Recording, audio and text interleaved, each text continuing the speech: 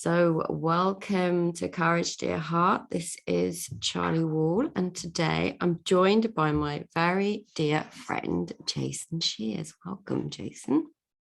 Thanks, Charlie. Looking forward to what we're going to talk about. Don't know what it is, but I'm still looking. Well, we were just talking about that, weren't we? And the title that we came up with, or that you suggested, which I thought was pretty good, it was how to experience more happiness, joy, and contentment, regardless of how bad you think your life is. And I'm sure that many people listening to this, good evening, Kelly. Nice of you to join us. Guys, if you are joining us live, so if you're listening to this on the podcast, I do these interviews live in my free Facebook group, the Freedom Group. So good evening, Kelly. Thank you for coming. If you are joining us live in the group, please let us know if you have any questions.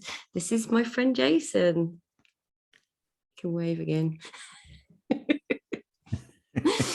have to be a Muppet too. Yeah, you do. Like, this is the Muppets group. We'll take ourselves less seriously, right? That's what it's all about. Of course, because you and I both know, given the title of this episode, that life can feel pretty shit. Yes. So yeah, I take my life less seriously now. What about you?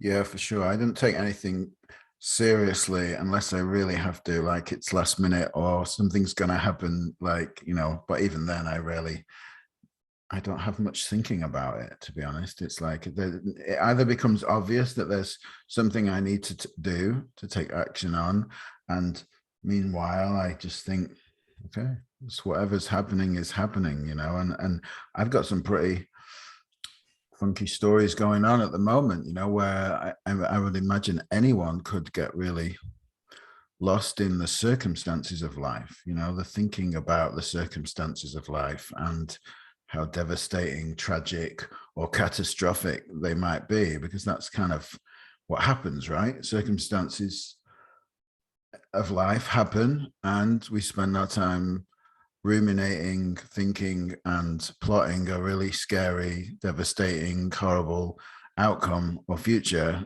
based on the circumstances that are happening. And then we live in the feelings of that potential outcome or catastrophe. You know, it's like, meanwhile, nothing has happened and life is already shit. You know, it's kind of like nothing has happened. Nothing right now, today, here and now is wrong. You know, it's like, but I'm still, if I'm lost in it, I'm still living in the feelings as if my life is shit. You know, it's kind of like, but when I really step back and zoom the focus out and I go, oh, well, that's not actually happened yet.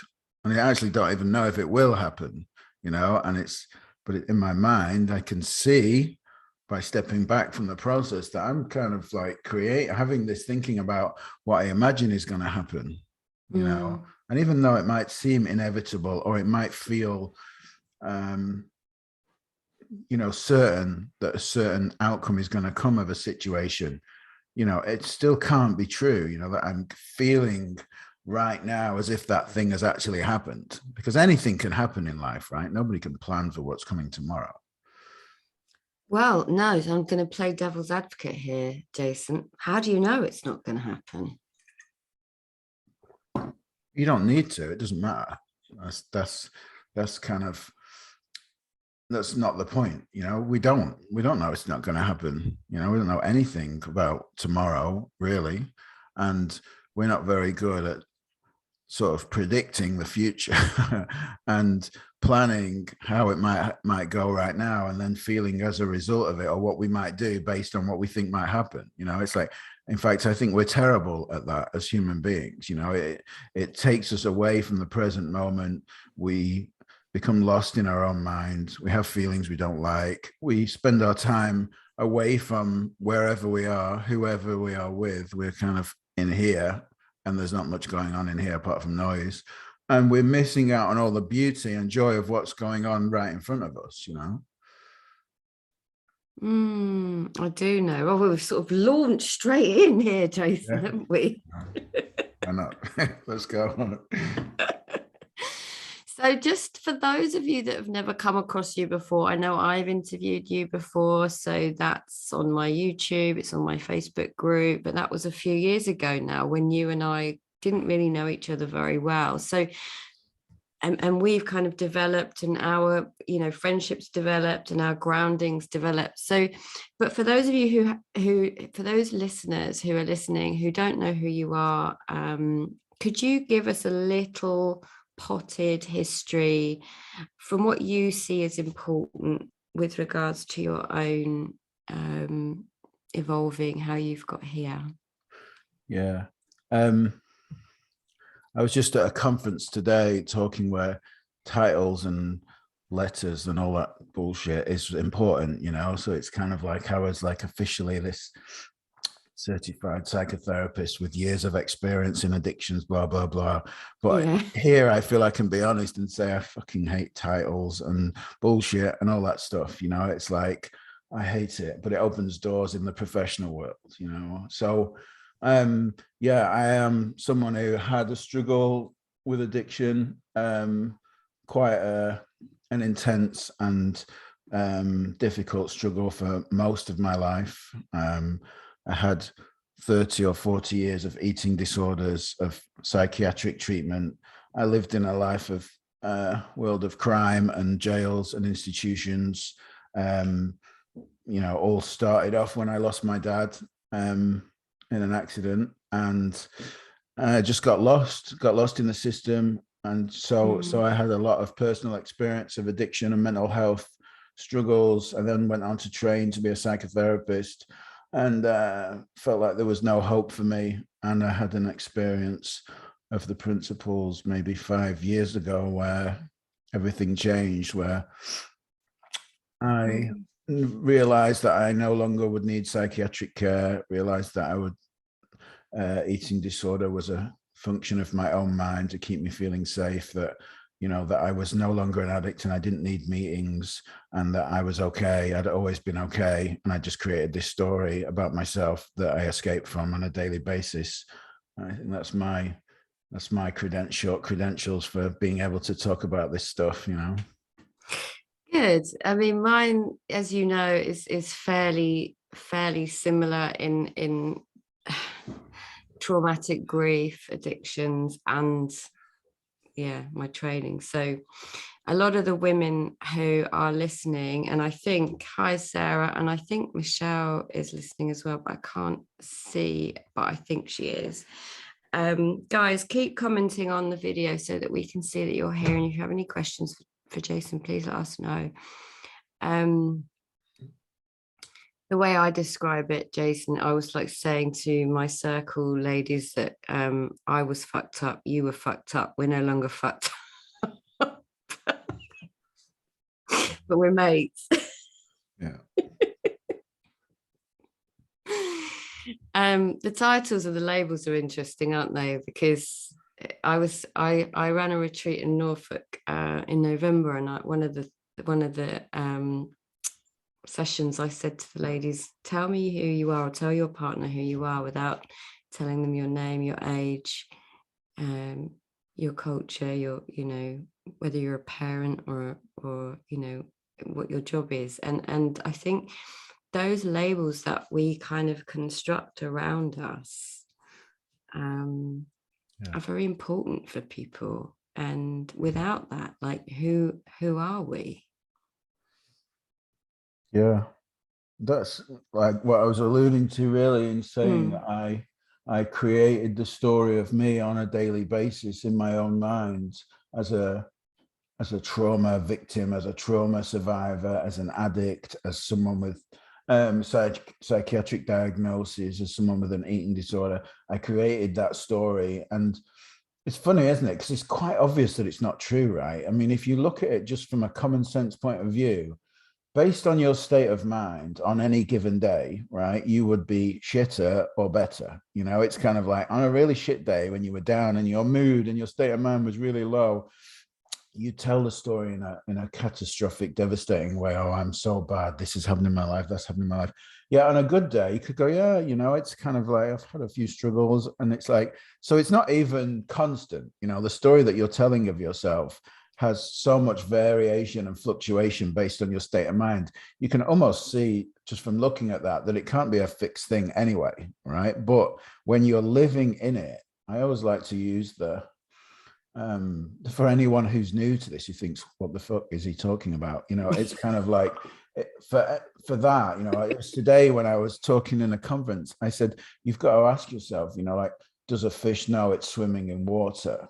You know, and it's like that we're so close and we're so in it, you know, to the story, that it's like, it just looks fixed and real. And like, that's all there is. Like, the story of me is not a story. That's who I am when I'm in that place. And that's why that little exercise, what you talked about, you know, really gets people to reflect on, well, ask that question, become more interested in the question, who am I, than you are in fixing your outside world, you know, in getting your circumstances right, or your ducks in a row, or losing the weight, or getting better, or fixing yourself, or getting more money, or whatever it is you think it is you need to feel better. You know, it's like, become more interested in who am I, and from that place, the introspection, you know, like looking inwardly, you know, for the source of happiness, joy, and contentment, what this webinar was kind of about, like, becomes you know, whatever's going on the outside is regardless. You know, it's like when you start looking inwardly and you start to see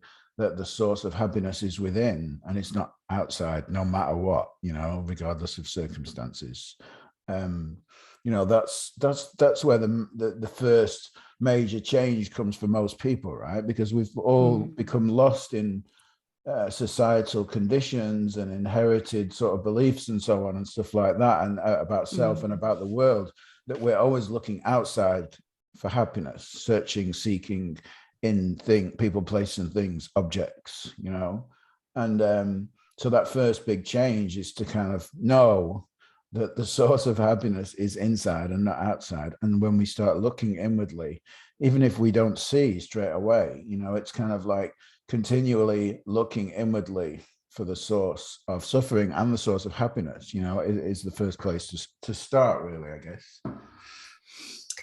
Well, that brings me very nicely on to our first question that's come through. So I just want to say hi to Becca and hi to Michelle. I thought you were here, and it's very lovely to have you ladies here. And Becca has asked, what was the trigger or triggers that started to change your curve from despair to hope?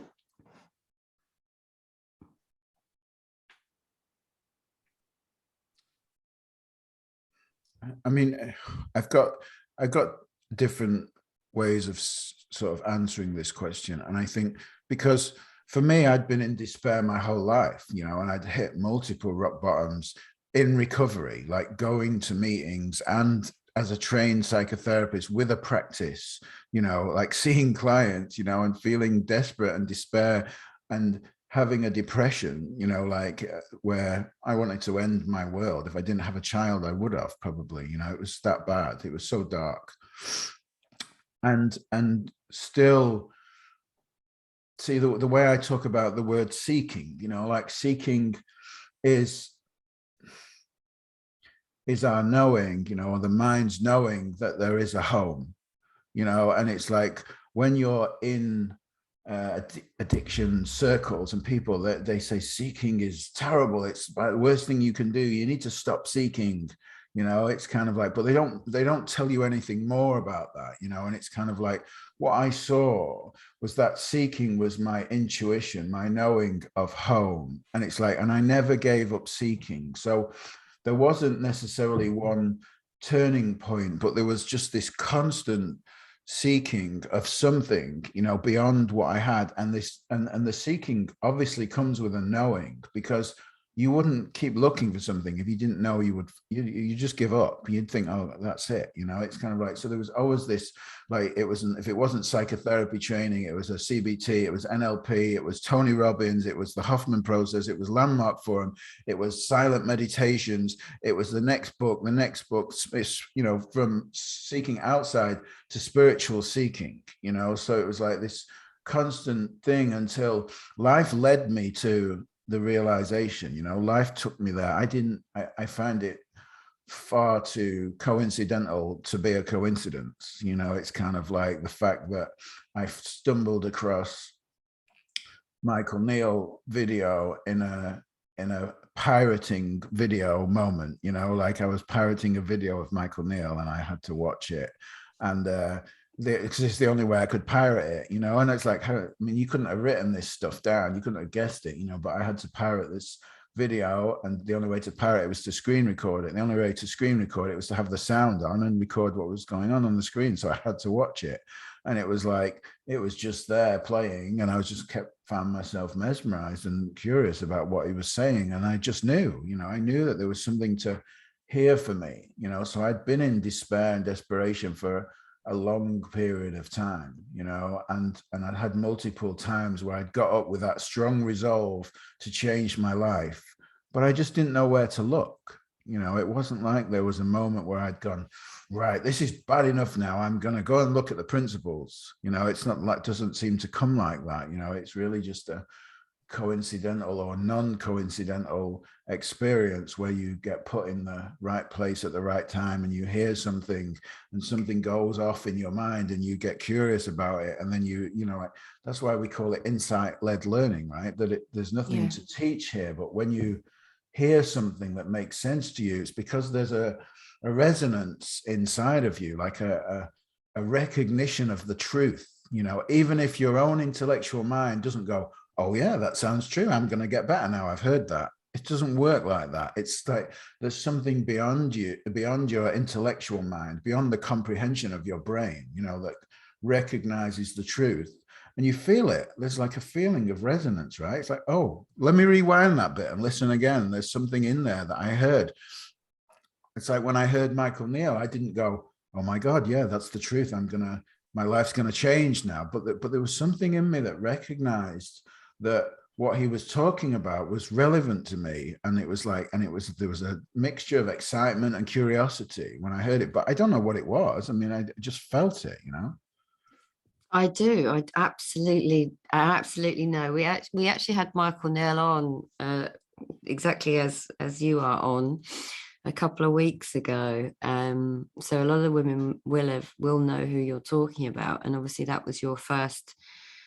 Even though you'd been and listened to so many others and you described yourself as a seeker, there was something in what Michael Neal said. And I love the use of the word resonance, because that we are energetic beings and there's a resonance that we feel is true in our soul.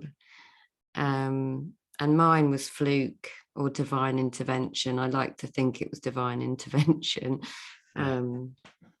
As well. And so yeah, thank you for answering that. I think Becca, it's a lovely question, and my guess is, you know, when people are asking questions like that, they're looking for hope, they're looking for inspiration.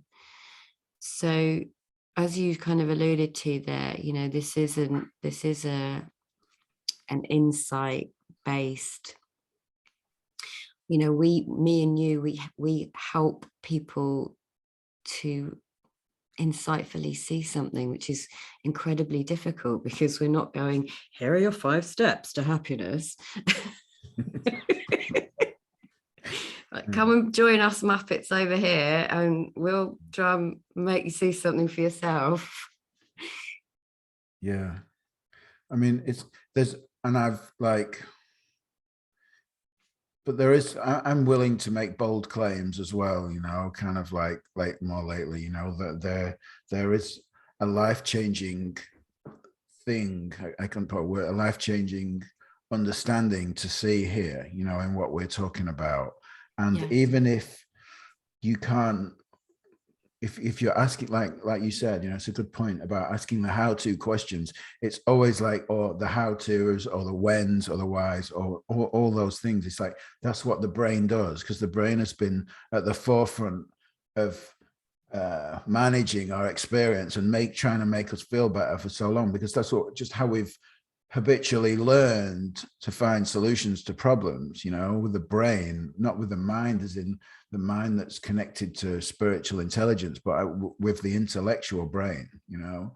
And the intellectual brain always says, like, if I could just find out how or why or somehow or if or what, it's kind of like, then I would be able to apply these steps and feel better, and it's always the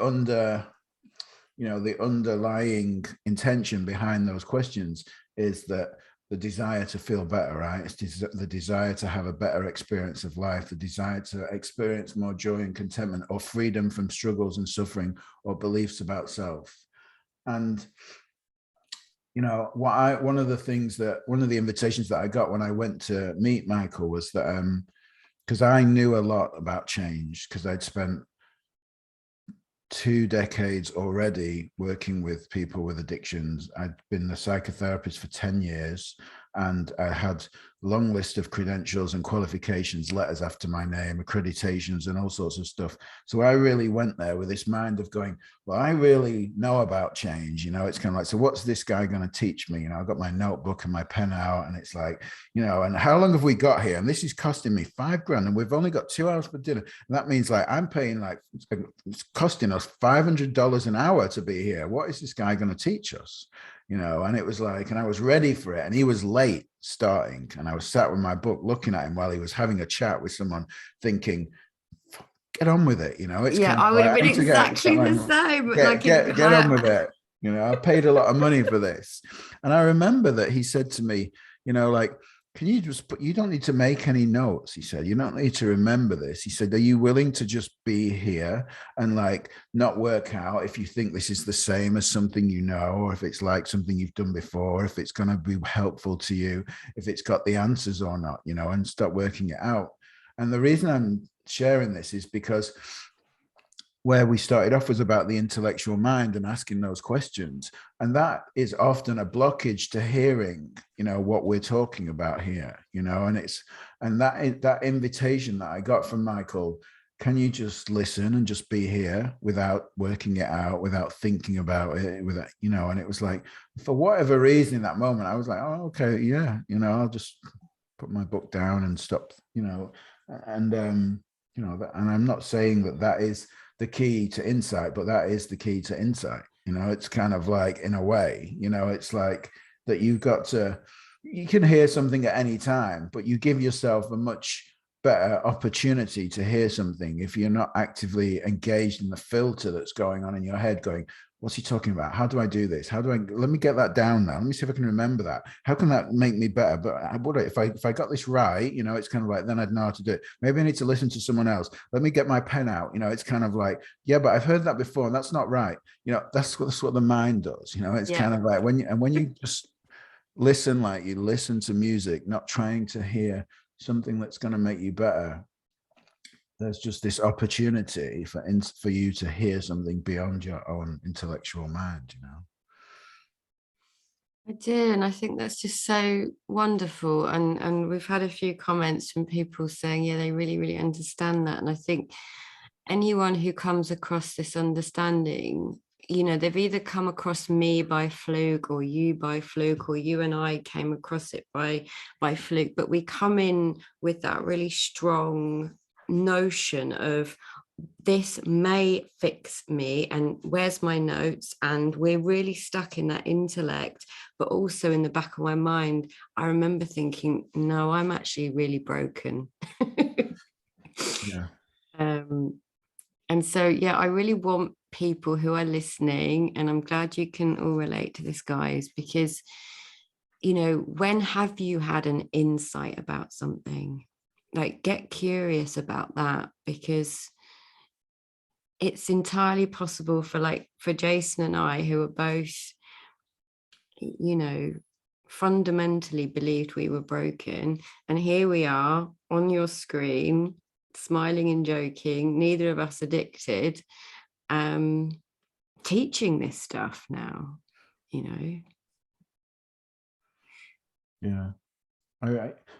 I guess it's very common, right, for anyone especially anyone who's had a lot of struggles, maybe they've struggled with their weight, or maybe they've struggled with mental health, or psychiatric diagnosis or addiction or any sort of, you know, depression, anxiety for long periods of time, to the point where it feels like it's kind of hopeless, you know. And I really believed that because I'd had so much psychiatric care, so much eating disorder for so long, you know, I use the word eating disorder. I don't like labels. I just say it so people understand what I'm talking about, you know. Yeah, of course.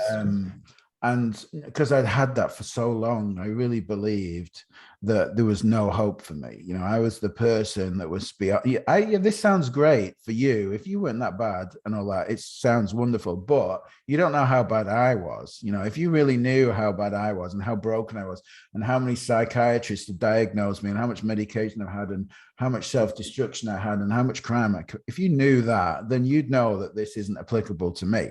You know, it's kind of like, and I'm one of those people that's beyond the what you're talking about. You know, my case is worse because we all have that, I call it terminal uniqueness. You know, it's kind of like we all believe that we're beyond, you know, beyond repair because we're God, yeah, I did. You know? That's what I mean. I had my list. I had my book like you did, but also in my book was all the reasons why I was broken and that I was the exception to the rule. So yes.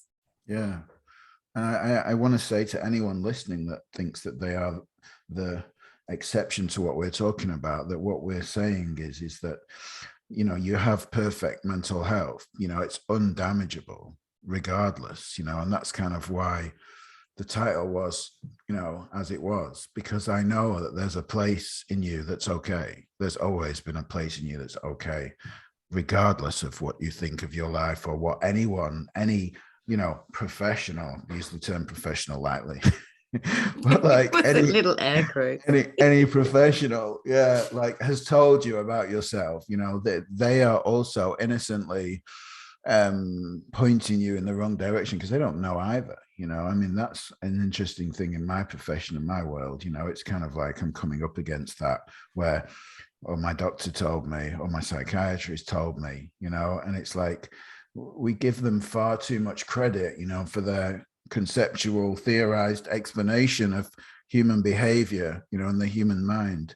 That, you know, we have to sort of see that they are innocently perpetuating the idea of brokenness, and it's not true, regardless of diagnosis, regardless of what your doctor told you, regardless of what your psychiatrist diagnosed you with. What we're talking about is true for every human being. It's a principle, you know, it's a spiritual fact. And can I also just add there, regardless of whatever behaviors you are doing that you think define you, your mental well-being is there despite all of that stuff, all the stories that you live in, all the crazy shit that you do. Yeah. And I always like to define principle because I was in a fourth floor of a conference today doing a talk, and I said, and there was a Starbucks downstairs, and I said that if you understand a principle like gravity, and you're in this room now and you want a coffee, you know, in Starbucks downstairs, you're not going to jump out the window to get there quickly. You know, in that case, you understand the principle of gravity, you take the lift. You know, it's kind of like, it's not something that has to be explained. It doesn't change. It just works how it works. And so we're talking about the principle of our own mind, right? Of how we create our world around us and then escape from it, you know, as a result of what we've created.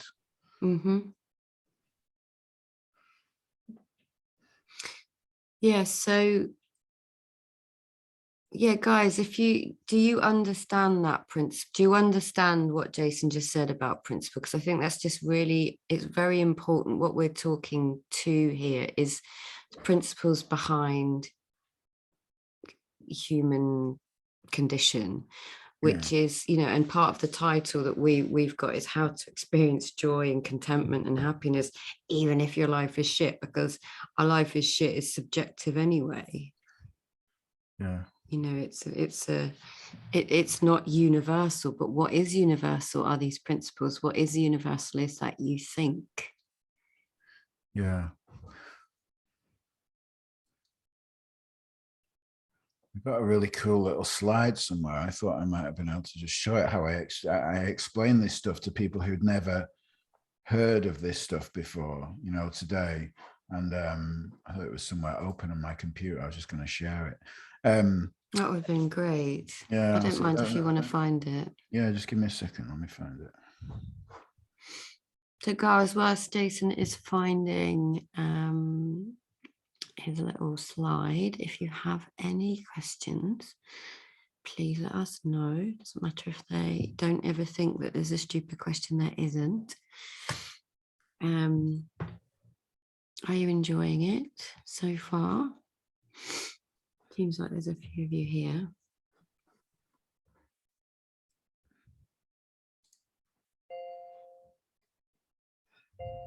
Right, I've got it.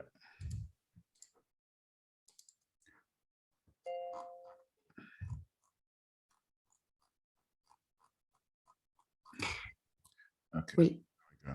Right, so let me just kind of share this. Okay. Right, so can you see this now on my screen? Yes, I can, yes. Yeah, so like traditionally, kind of like in our, you know, with the help of so-called professionals and, you know, and the way that we're conditioned from birth, you know, to live in the material paradigm, it really looks like, you know, that life is an outside in experience. And by that, I mean that if we get these things kind of over here, you know, like relationships, job, family, health, wealth, our self-image, our beliefs about self, our feelings, if we can get all those in order, if I could just stop feeling down so much, you know, if I could feel better, if I could have a better relationship, or if my family would accept me and love me, you know, if I could just get this promotion at work, or get a better job, or have more money in the bank, you know, or I could just find the person of my dreams, you know, then, and only then, could I have this happy life, you know. And what we're saying here is that all these things, like when you look at this on the other side, you know, the inside out experience of life, which is what we're talking about, you know, and the principle is that our world is created by thought, you know, that it's not, these things are not outside of our own mind, are actually happening inside of our own mind. And thought creates our perception, our experience of all these things.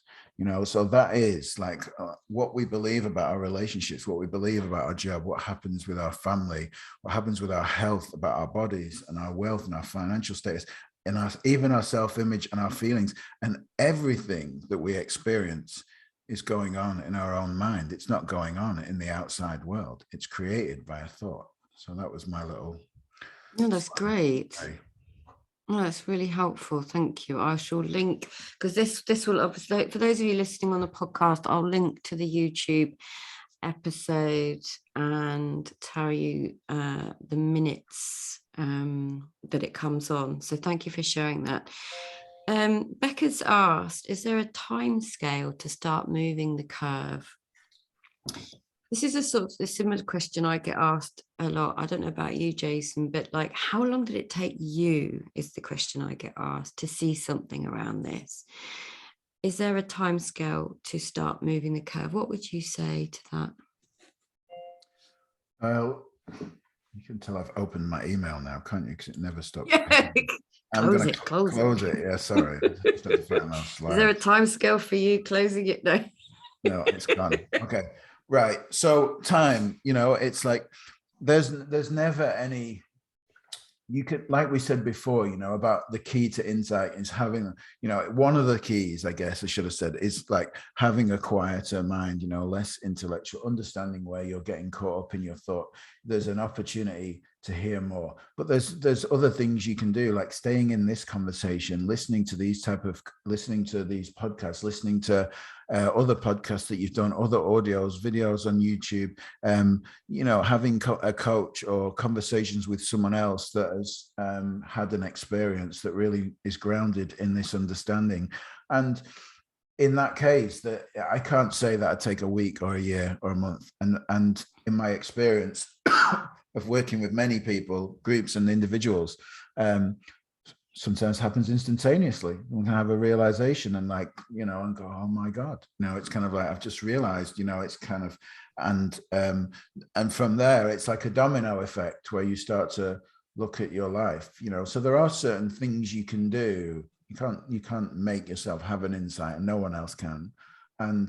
But being around certain people, being around the feeling of what it is that we're talking about here, being around the feeling of joy and contentment and having a happy life with other people that are having a happy life, and you know, reading books, watching videos, whatever comes to you. But I don't mean, I want to just caveat that a little bit. I don't mean doing that with strong intention, you know, and your notebook and kind of there, but really just because it makes sense to do so, you know, and following that instinct. And in that case, there's no time limit, you know, but it can happen at any time is all I could say, you know. Yeah, I agree. And I think the other thing to say there is that's something that the intellect needs to know. Like, how long is it going to take for me to feel better? It's just another sort of conceptual thing that the brain, the intellect tries to grab hold of, because there's more evidence there that you're not getting it, whatever it is that we're talking about, this sort of magical insight.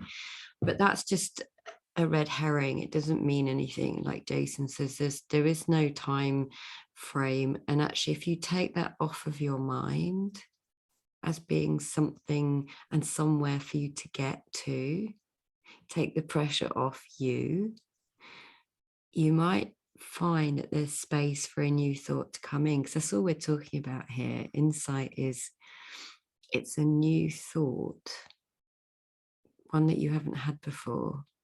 And to kind of experience that, you have to be willing to look in a different direction. Yeah, you made me laugh there. You're just thinking that, you know, when the mind goes, well, if it's going to happen within a few weeks, I'll give it a try. Yeah. But if it's going to take longer than that, then I'm just going to do something else instead. You know, it's kind of like, because when you see the futility of those type of thoughts and bargaining with life, you know, it's kind of like you see that they're actually just red herring. You know, like they're almost, because the thinking brain, you know, wants to keep you looking, you know, utilizing those cognitive thoughts and that appear as a tool to get better. You know, it's kind of like, and it's like, if I could just analyze and find the solution and so on, and all those things that we've talked about, then and only then, you know, will I know if I'm fully, you know, going in the right direction, I'm going to get this, or I can, you know, when it's going to come. Okay, 2 weeks for an insight, no problem. You know, I'll give it 2 weeks. And if it doesn't happen, then I'm leaving. It reminds me of when my son was doing his driving test, and he had, like, you know, a 5-day, you know, what are they called, 5-day intensive, and at the end of that he didn't pass, you know, and in his mind is like, right, I've got 5 days and then I'm going to pass it. So his brain has created this sort of time frame, and of course he got disappointed because it didn't happen in his time frame. So I think it can set you up to feel disappointment if you're habitually feeling disappointed and sad anyway. But like, the way I saw this is that, you know, I spent a good portion of my life really deeply unhappy, you know, 44 years. And the time frame, when I look at it now, maybe felt like a long time at the time, but actually in the big scale of things, what I see now for the rest of my life is a future of possibility, a future of potential, a future of, you know, not being in this kind of, you know, they used to call me the fairy of doom. You can't see it now, right? Yeah. No, I've had a few like that as well. Grim Reaper was one of them. Yeah. Oh dear. Anyway, so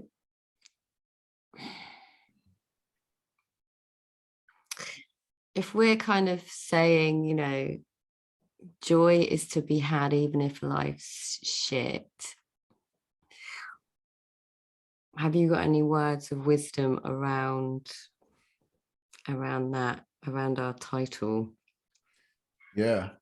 Well, life being shit is, to start off with, is subjective belief about circumstances, right? I mean, if you break it down a little bit, it's kind of like by shit. It could be that just a few examples, my life's not going my way. Why not? It's kind of, I haven't got a relationship, or I need to lose weight, or I'm struggling with anxiety, or I haven't got the job that I want, or my family don't like me anymore, or in my case, I lost my house and my job, within a short period of time.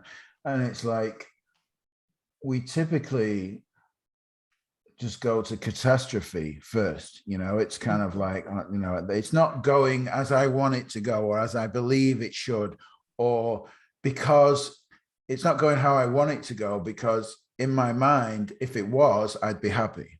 It's kind of like, so that's then the precursor for feeling shit about our life, right? It's kind of like, there's always something like that.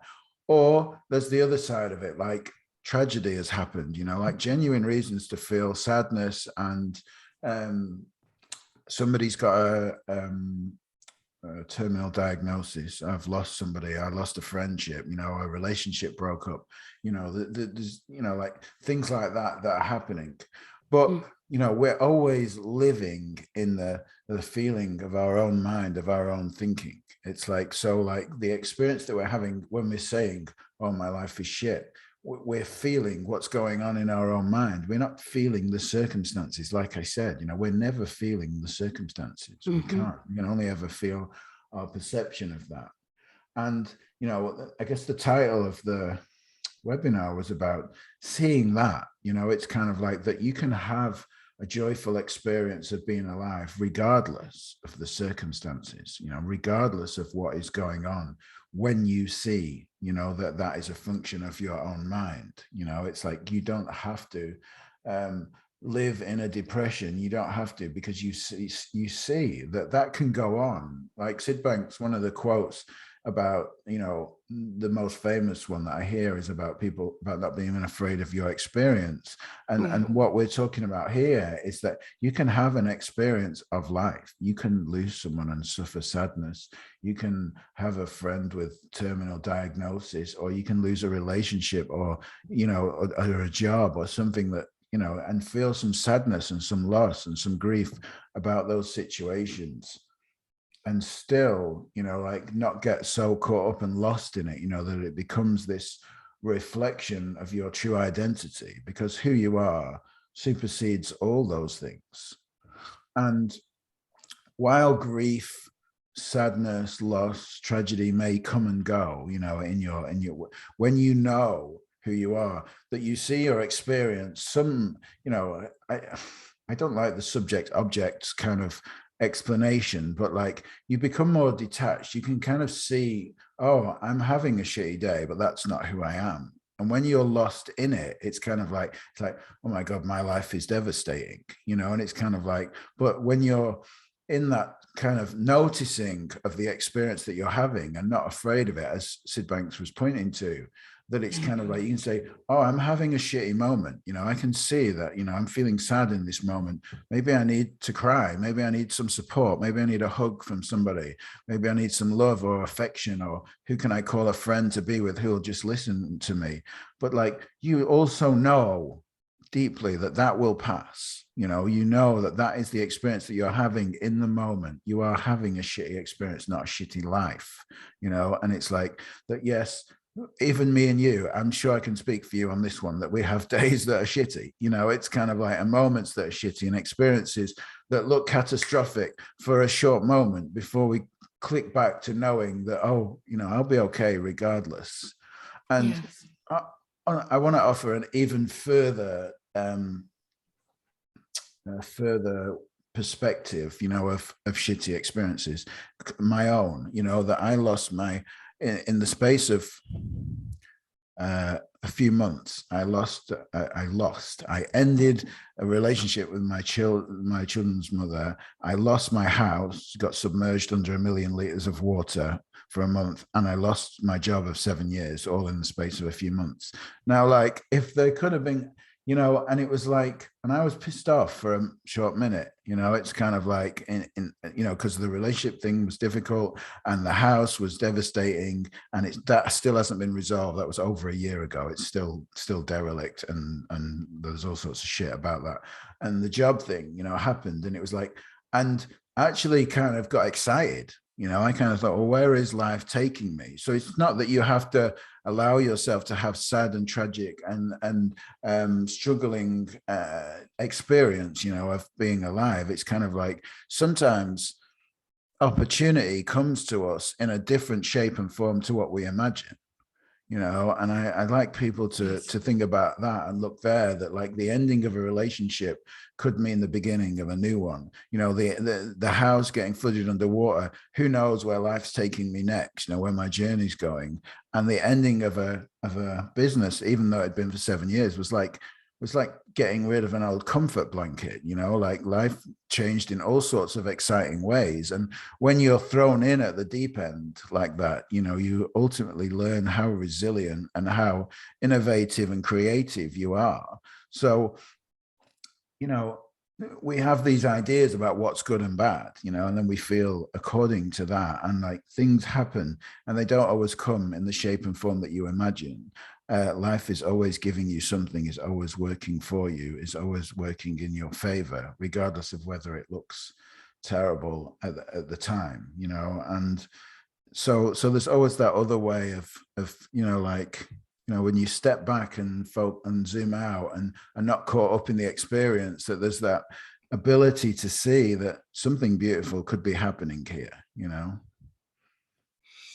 I really do. I mean, you know, I lost my father, then my son got arrested, then I sold my house, I sold everything, you know. So I really understand that sort of depth, but that life changes, and you know, you and I have had that kind of traumatic grief as well. And I really I love that you said that, because it can free you forward. My life's completely different now post my father dying, and I would never have, it would never have like been on my list of planning, you know, planning how my life goes.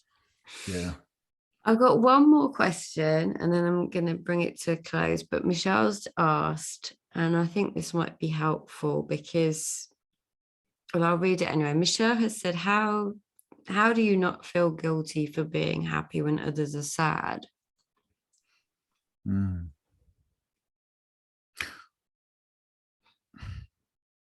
You know, I mean, there's different ways of answering this. And,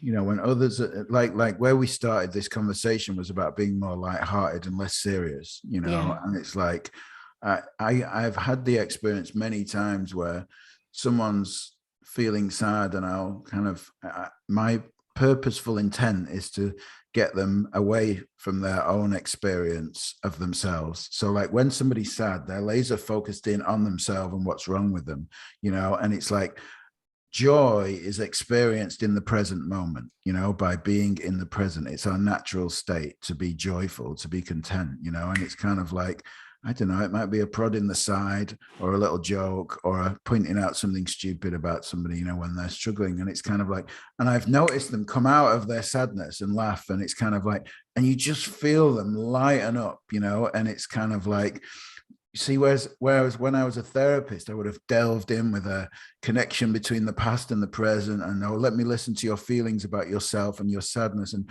oh, that's terrible, you know. And I'm not saying to be uncompassionate. You do sense the moment, you know when to be just present and with someone that's upset or hurt, you know, or struggling, and you also kind of be willing to be bold, you know, and kind of know, you know, like I do sometimes, and just say, oh, don't be a dick, you know. It's kind of like when someone's even sad, and sometimes often I've seen it, they just snap out of it, and then you see them laughing a minute later, you see their whole posture and body change and their face and stuff like that, and it's like they almost forget sometimes what about the sad thing that they were thinking about, you know.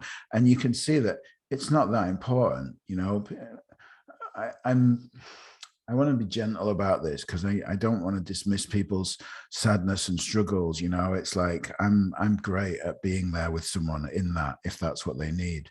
But I'm also willing to take a risk, you know, and snap somebody out of it really quickly, because like we're just lost in our own thinking about ourselves quite often, you know, and it's like, and I've had that done to me too, you know, and that's where I kind of like started to realize that, you know, it's sometimes it's nice just to snap out of my own thinking about myself, you know, because it's not a nice place to hang out, you know, in that place, you know. No, it's a lonely place, and I think the other thing about guilt, you know, is what we're pointing to here is that guilt isn't telling you anything about who you are at all, and often guilt is one of those habitual feelings that is loaded with our interpretation and our identification with who we think we are, and it's usually some terrible person. So, you know, enjoy your happiness, Michelle, if you're happy. And if others are sad, it doesn't matter. Like, it doesn't actually matter, because they're not going to be sad forever. And we're not going to be happy forever, unfortunately. But at least we know we're going to be happy more of the time. Yeah. You never know. It's always trusting the moment, right? I mean, it's kind of like the moment is never going to tell you to be guilty, you know, about you being happy when someone else is sad. You know, it's kind of like, but when you're in touch with who you are, you naturally feel more lighthearted and joyful.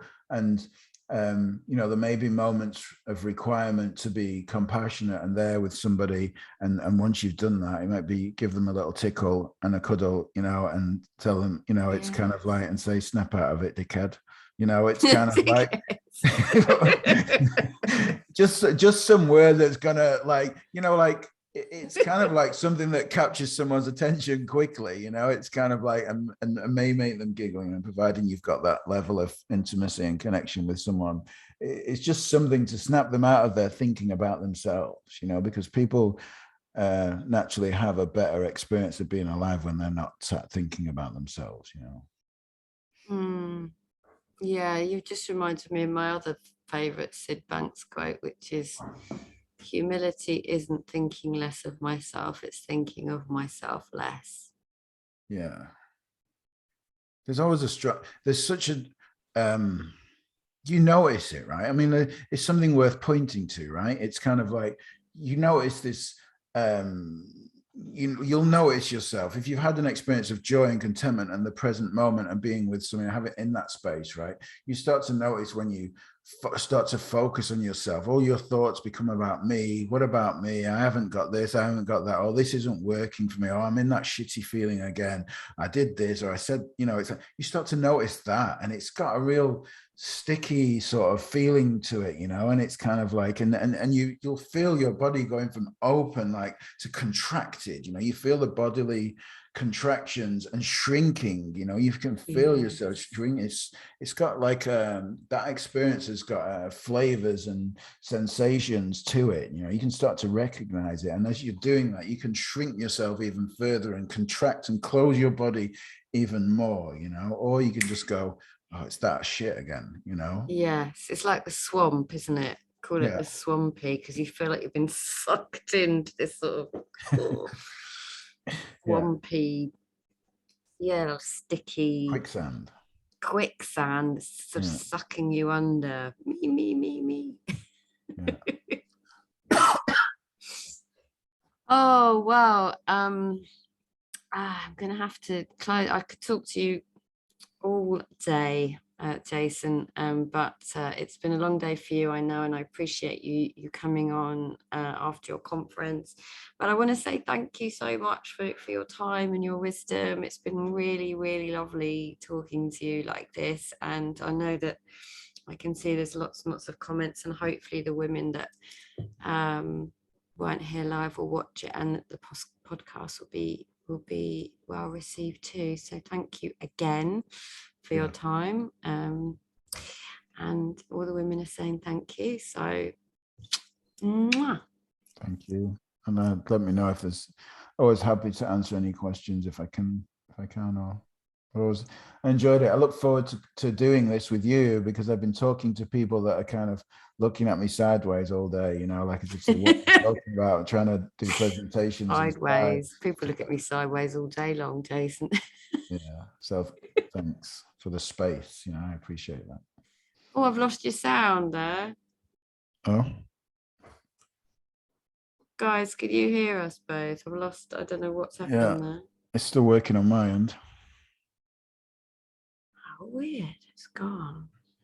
Good job it was at the end. Say something again. Hello. Oh, you're back. I'm saying good job it's at the end and not at the start. Yeah. Julie, they can hear us. It was only me. It's just my Muppetry. Anyway, guys, we're going. We've loved it. Love talking to you, Jason. You guys are awesome. Thank you so much. You'll be they'll ask for you back again. I know it. Yeah. All right, cool. Take care. Lots of love. Bye. Bye.